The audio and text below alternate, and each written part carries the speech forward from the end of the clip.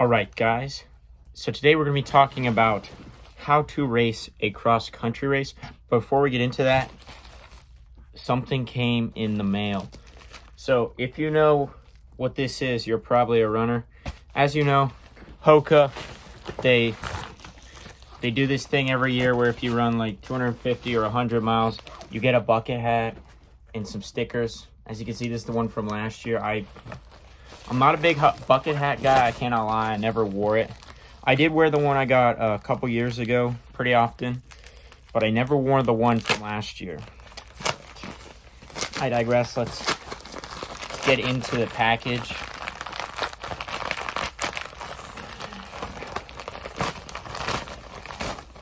Okay. So there it is. The bucket hat. And as you can see, it's reversible. So it's got inside is pretty interesting. It's very very busy on the inside, just a bunch of random stuff. The outside is just orange. And now we get into the actual cool part, the part that I care about. And that is none other than the stickers.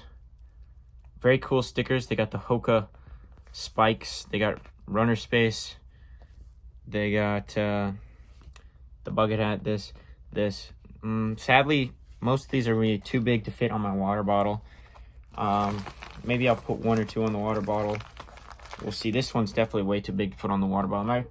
I have a bunch of different water bottles. I might put them on some of those. I do have one that I have like every sticker on, but they had these stickers the last 2 years. I'll show you at the end of the video that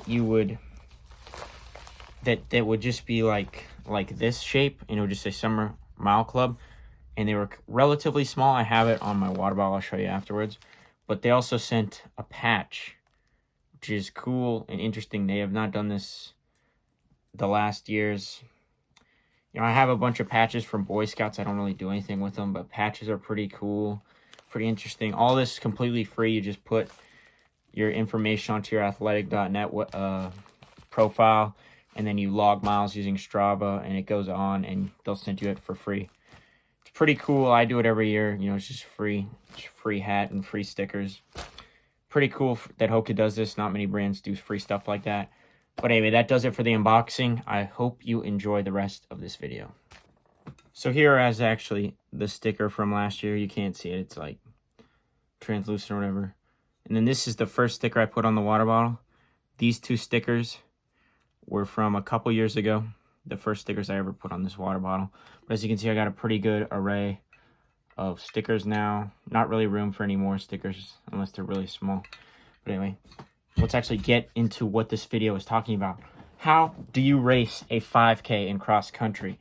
So cross country is quickly coming to us, and many of you probably already started a race. I know in Indiana they start in August, but where I live in Kansas, they do not start cross country racing until the first week of September. The first weekend of September or the last weekend in August is when the first cross country race is. And they do complete 5Ks. I know some states do 2 mile and then 5Ks, but what we're going to be talking about today is just 5K. We're going to talk about 5K racing on cross-country courses. So the first step is when you get to the meet of a cross-country course, you're, of course, going to do a warm-up, walk the course with your friends. Now, during this warm-up / walk with your team, you guys want to kind of strategize your plan. You want to look through the course and understand where you want to kick, what part of the course is going to be hard, so you might need to save some things. I'll talk about that later. You might need to save a little bit in your body for the course. Understand where the finish line is and just understand the course a little bit better, because it is always more, you're always going to run faster if you're familiar with the course, and you're not going to hold back as much if you're familiar with the course and you know where the course is going to end. But basically, once you do that, you get ready, you warm up, then you get to the starting line of the race. You're so excited. You're nervous, but you're really excited for the race. First meet of the year. You know, everyone loves cross country. It's 1,000 times better than track. I don't care what you say. If you say cross country sucks, your team probably just wasn't good. And not that your team wasn't good, it's just that your teammates were not fun to be around. because cross country is such a team-oriented sport, just makes it so much more fun. But anyway, that's a topic for another day. So once you get to the starting line, you have to determine if you're going to get out hard or if you're going to conserve. Now, you have to do this based on the course. So there is a course in Kansas that is very, very, very, very famous, and it is known as Rimrock. It is where KU's cross-country course is, and I have raced the Rimrock Classic twice, and I have raced state there twice. And let me tell you, the 3 times I raced there, I got 8 and alive, and then the final time at state, I actually ran the course well, and I feel like I executed my race plan to the best of my ability. But based off of that course, it's very easy. But on that course, it's very easy to get out fast because the first mile is pretty flat, and then it gets hard from there. But if you always want to conserve the first mile, if you're planning on running something like 15:50 sub 16, 15:45 or 15:30 to 16 flat, I would recommend getting out in about 5 flat pace or just a little under 5 flat.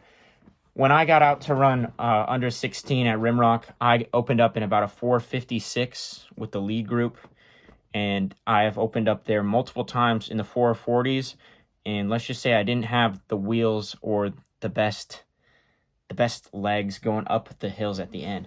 You always want to conserve for some hills because the hills are the hardest part of the race, and you just have to be mindful of what the course is like. You know, if it's a flat, I've never actually raced a very flat cross-country course, so I can't really tell you what to do there, because cross-country is not supposed to be flat. It's supposed to be a hard, tough, it's a tough race mentally and physically every single time you're on a cross-country race, but it's just so fun because you're just testing yourself and you're running on a crazy course. It's not just a track where you're going over and over and over, you know, you get to run through the woods, and it's just so fun. But anyway, you want to get out hard, but you don't want to sprint the first part of the race. You want to get positioning, but positioning in a cross-country race is not totally indicative the first mile. You know, the best team in the state in my division was a private Catholic school, and the way that they raced is they had one guy that was just like, you know, Clay Shively, if you don't know who he is, he's like really, really fast. He ran 4 flat in the mile like 3 times. And then he's also ran 14:30 something in the 5K. You know, he was just way better for our division. We're a small school, 3A. And he was just like way better than everyone else in the division. So he just tempoed the race. But the rest of his teammates did a sit and kick type race where they didn't exactly make their moves until about 2 mile mark of the race, which is very interesting because a lot of people have this mindset, and then cross country, you have to get out hard. You know, even in NCAAs, they're getting out like 2:30, but you look at other guys that you can make your way up the pack in a cross country race. I would not recommend getting out extremely hard because when I get out extremely hard, I just burn up and I struggle the last mile. My last mile is always slow when I just get out in like 4:40 pace. You don't want to get out extremely hard. So basically, the way that you decide how fast you want to get out, you look at your goal, and you basically want to get out at that pace because you want your third mile to be your fastest mile, and you want to be able to run faster at the end of the race. If you get out at your goal pace for that, you'll either run slower or faster. I mean, you have a better chance of running faster. You don't want to get out a lot faster than your goal pace, because if you do that, you're just taking the reserves of your body and you're depleting yourself, and your heart rate is skyrocketing, and it's just not going to be, it's going to be a rough next 2 miles if you get out really fast. But once you hit the mile mark, you're kind of just settling into the pace. The mile mark is where you're settling into the pace that you're going to run the race. You want to be at the front, I would say about a 1.5 miles through the race. It's okay to kind of stay back the first mile, but you kind of want to be up there towards the end of the race because that's when the moves are going to be made. Halfway through a race, moves are going to be starting to be made, and you basically want to be able to match every single move. One race I was told to hold back because it was a hard course. The first mile was very hilly. It was Wamego. If you are from Kansas, you know Wamego is one of the hardest courses in the state. By some people, I honestly didn't think it was that hard. It was just really, really hot the day I raced it.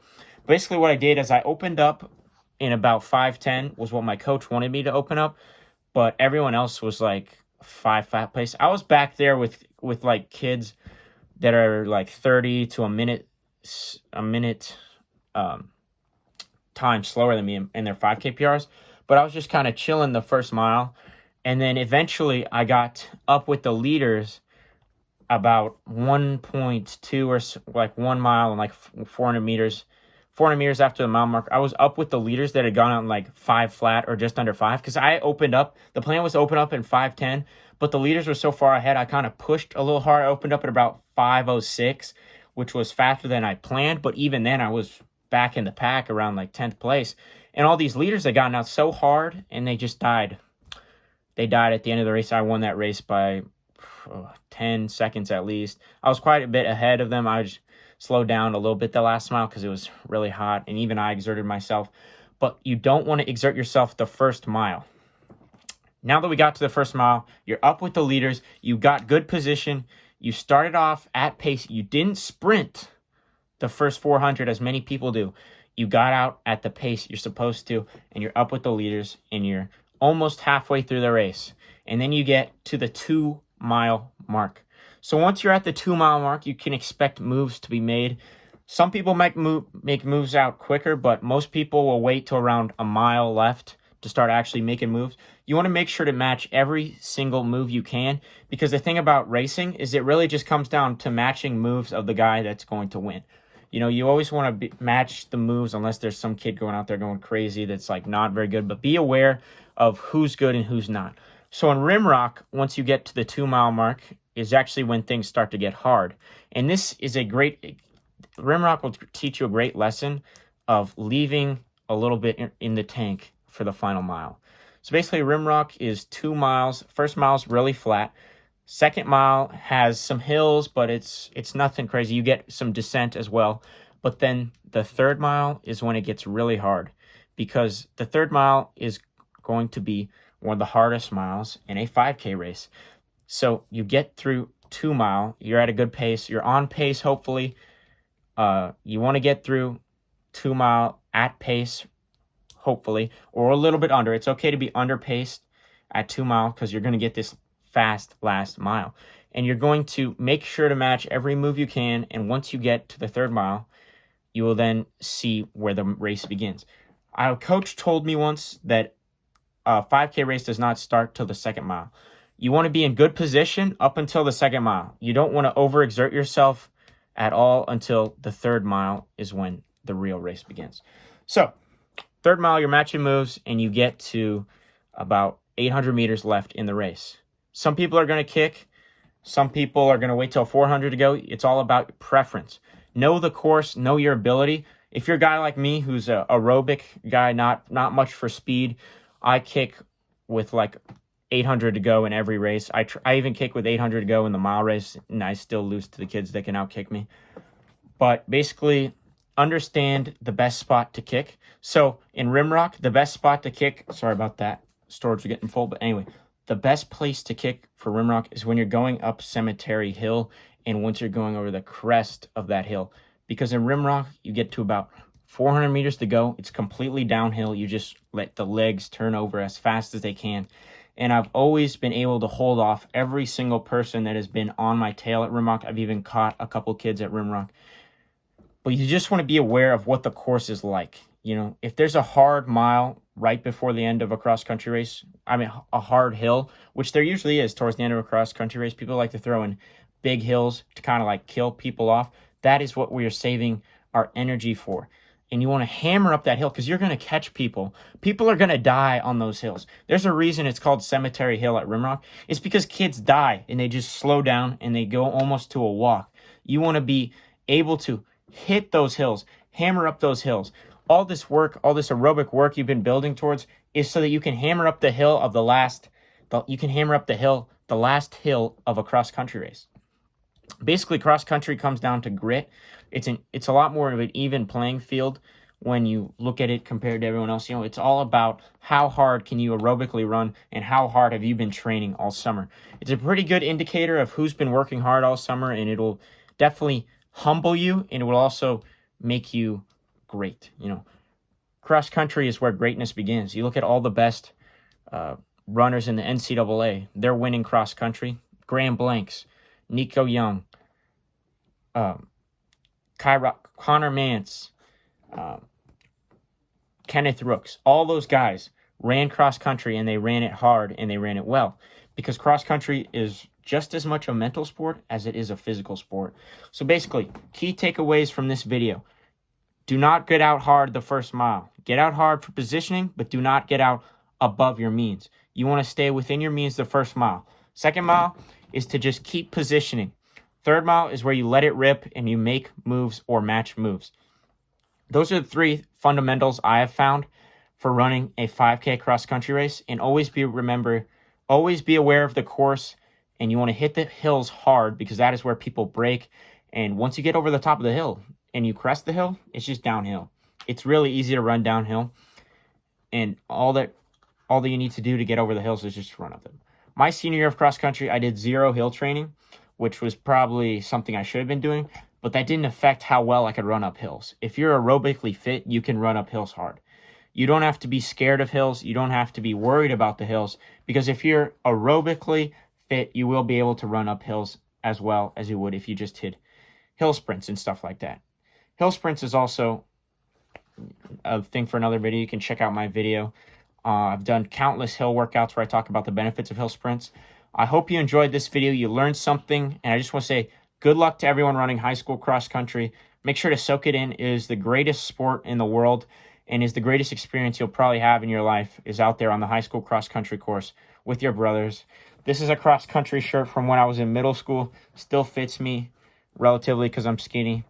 And I'm super excited for college cross country this year, and I'm super excited to see how my boys do without me. I know that my brothers have not been training well at all, but I do know that there's some boys on the team that have been putting in the work this summer, and I hope it really pays off for them. And overall, thank you for watching. Hope you enjoyed the video. This video comes to an end. I want to say thanks for watching, and make sure to check out my other socials as I have a podcast and a TikTok. And thanks for watching. Peace.